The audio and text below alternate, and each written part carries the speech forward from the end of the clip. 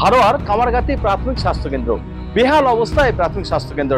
অভিযোগ যে কাঁচের ঘরে বসে থাকেন চিকিৎসক, সেখান থেকে তিনি চিকিৎসা করান এবং হাসপাতালের যে ডি গ্রুপের কর্মী আছেন সেই ডি গ্রুপের কর্মী তারাই কিন্তু রুগী দেখেন, তারাই কিন্তু প্রেসক্রিপশন লেখেন, এমনটাই কিন্তু অভিযোগ করছেন স্থানীয় বাসিন্দারা। বেহাল দশা উত্তর ২৪ পরগনার হারোয়ার কামারগাথি প্রাথমিক স্বাস্থ্যকেন্দ্রের।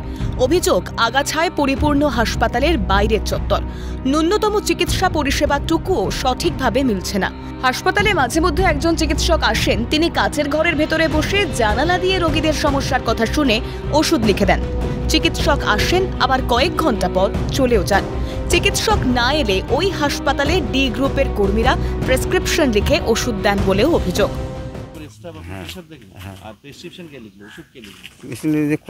ডাক্তারবাবু আছে, উনি লিখে 11টার সময় ডাক্তার এসেছে, 2টা 2:30 বাজবে ডাক্তারবাবু চলে যাবে। তাও সপ্তাহে 3 দিন ডাক্তার আসে।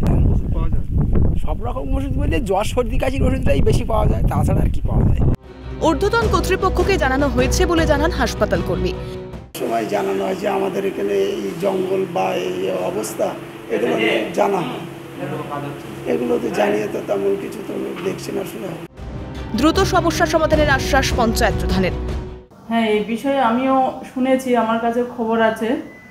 আমরা এই বিষয়ে ঊর্ধ্বতন কর্তৃপক্ষের সাথে আলোচনা করেছি। আমরা চেষ্টা করব তাড়াতাড়ি এই সমস্যার সমাধানটা করার জন্য।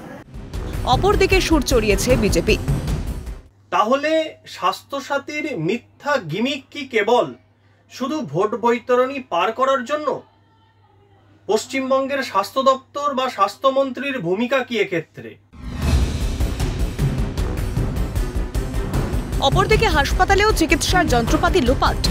জানা গিয়েছে 2016 সাল থেকে 2019 সাল পর্যন্ত জলপাইগুড়ির জেলা মেডিকেল কলেজ ও হাসপাতালে চক্ষু বহির্বিভাগের জন্য একাধিক অত্যাধুনিক চিকিৎসার যন্ত্রপাতি কেনা হয়, কিন্তু বেশ কিছু যন্ত্রপাতির লোপাটের অভিযোগ তোলেন স্থানীয় এক স্বেচ্ছাসেবী সংগঠনের সাধারণ সম্পাদক অঙ্কুর দাস।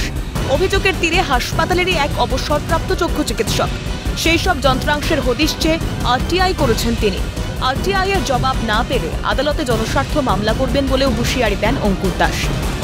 চক্ষু বহি বিভাগে কিছু উন্নত মানের যন্ত্রপাতি কেনা হয়েছিল 2016 থেকে 2019-এর মধ্যে। আমরা ইদানিং জানতে পারি যে সেখান থেকে প্রচুর মূল্যবান যন্ত্রপাতি গায়েব হয়ে গেছে এবং এই আরটিআই একটাকে যদি মান্যতা দেয় তাহলে 28 দিনের মধ্যে উত্তর দেওয়া উচিত। উত্তর দেওয়ার পরে আমরা চিন্তা ভাবনা এবং এমন আমাদের প্রস্তুতি আছে যে এটা প্রয়োজনে আমরা হাইকোর্টে যাব এবং ওনার যে একটা চোখের চিকিৎসার জন্য একটা করছেন, আরসিএন টাইপের খুলে রাখছে, এই যন্ত্রপাতিগুলো সেখানে আছে বলে আমাদের সন্দেহ এবং আমাদের কাছে খবর।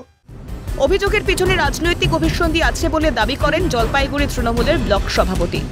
আমার মনে হয় এটার পিছনে কোনো অভিসন্ধি, কোনো পলিটিক্যাল মদত বা ইন্ধন এটা থাকতে পারে।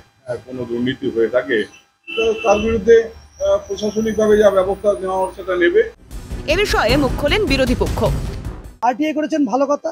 আমরাও চাই সাধারণ অনেক স্বেচ্ছাসেবী সংগঠন আসুক এবং প্রত্যেকটা বিভাগেই আরটিআই হোক, সঠিক তথ্য সামনে উঠে আসুক এবং দুর্নীতি যারা করেছে তারা গারদের পিছনে। পঙ্কজ বিশ্বাস ও তিতাস পালের রিপোর্ট, ক্যালকাটা নিউজ।